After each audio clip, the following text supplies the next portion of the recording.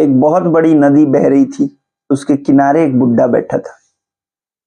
कहानी है, एक नदी बह रही थी, उसके किनारे एक बुड्ढा बैठा था।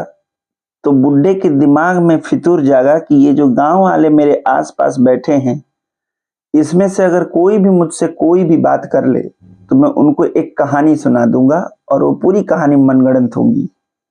ऐसा वो क्यों कह रहा है?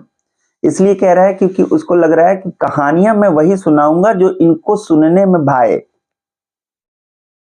तो लोग पूछते हैं, बाबा, बुजुर्ग होता है वो, तो पूछते हैं, बाबा क्या विशेषता है इस नदी की? आप इसी नदी के किनारे घंटों बैठे रहते हैं, कुछ खास है क्या?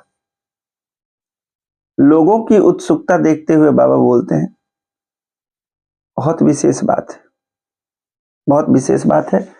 ये साधारण नदी नहीं है, इसमें देवता वास करते हैं। इसके जल को अगर आप प्रतिदिन ग्रहण करें तो आपके सारे पाप धुल जाएंगे। इतनी ताकत है इस नदी के पानी में। ये देव नदी है। हम लोग खुशकिस्मत हैं कि हम इस नदी के किनारे रहते हैं। कुछ दिनों बाद वो बुजुर्ग मर जाते हैं, बट लोगों को ये बात बहुत अच्छे से भाती है कि कुछ तो बात होगा, नहीं तो वो बुजुर्ग प्रतिदिन आके इस नदी के किनारे क्यों बैठते, इसी नदी के किनारे क्यों बैठते। अब बैकग्राउंड में कहानी ये है कि उस नदी के किनारे यूं ही बैठते हैं क्योंकि करते क्या, वो करने के लिए कुछ खास था नहीं। खाना खा लेते थे, टहलने के लिए नदी के किनारे आते थे, यूं ही घंटों बैठते थे, नदी की धाराओं को देखते थे। इस कहानी के बाद और उस बुजुर्ग के मरने के बाद एक धारणा बनी कि कुछ तो शक्तियां थी उस बुजुर्ग में, बिना किसी बीमारी के यूं ही चल दिए, बिना किसी कष्ट के यूं ही चल दिए, क्योंकि वो इसका जल ग्रहण करते थे और वो कहा भी करते थे कि पवित्र नदी है, देव नदी है, इसका पानी जो ग्रहण करेगा उसके सारे पाप धुल जाएंगे। तो लोगों ने इस कहानी को सच मान के उसके नदी के किनारे बहुत सारे मंदिर बनाने लगे। उसका नदी का किनारा लगभग भर गया उस गांव के छोटे छोटे बड़े बड़े मंदिरों से। लोग हवन कीर्तन करने लगे। एक बच्चा उसमें से उत्सुक होकर एक दिन पूछा कई सालों बाद कि क्या विशेषता है इस नदी की? ये नदी तो वैसी ही है जैसी सारी नदियां हैं। तो लोग एग्रेसिव हो गए, कहने लगे, तुम नहीं जानते हो इस नदी की विशेषता के बारे में। आज से ही ये नदी पवित्र है। ये पवित्र नदी हमेशा से थी। हमारे पूर्वज इसको पवित्र मानते थे, हम भी मानते हैं, तुम्हें भी मानना चाहिए। इतना घबराहट था उस नदी को लेके कि उस नदी में कोई पैर नहीं रखता था कि अब पवित्र हो जाएगी, उसका पाप का भागीदार हमें बनना पड़ेगा।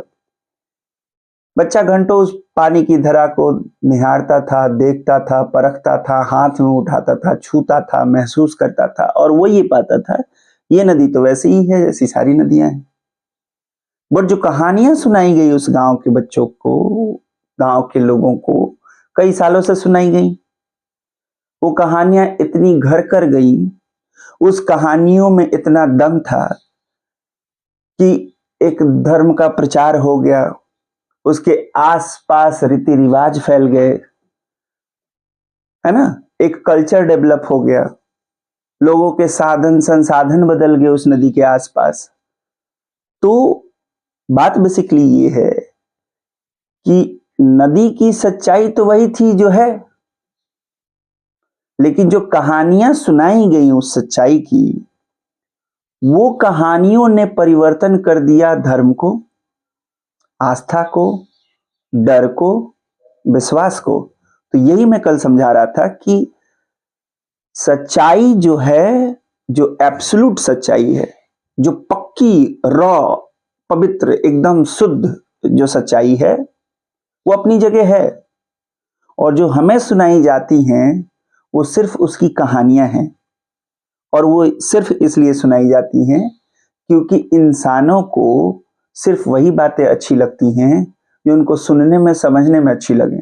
तो सुनाने वाले व्यक्ति को ये बात अच्छे से पता है कि इसको वही सुनाओ, बताओ जो इसको अच्छा लगे, क्योंकि रॉ बातें न सबको समझ में आती हैं, न सबको अच्छी लगती हैं।